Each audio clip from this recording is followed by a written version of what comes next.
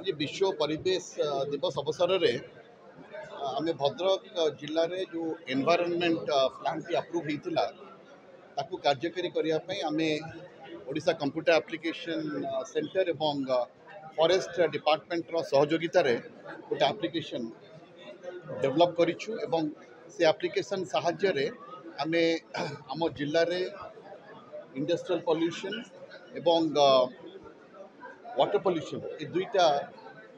जिनसर application develop करा जाइछि एवं सेथिरो आमे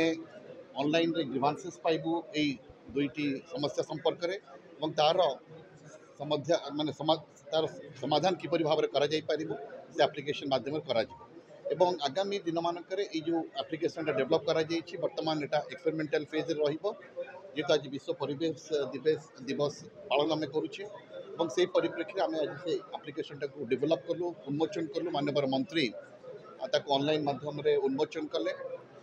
उद्घाटक भाव में एवं आगामी दिन में यहाँ जो स्टाबिलाइज करते लोक मैंने घर बसिक एप्लिकेशन मध्यम ग्रीवांसेस रजिस्टर करेंगे जो दुईटी समस्या कथा मुझे कहली एवं आज परिवेश दिवस अवसर में मु समस्त जिलावासी को शुभेच्छा देवा सहित जो भाव में परिवेश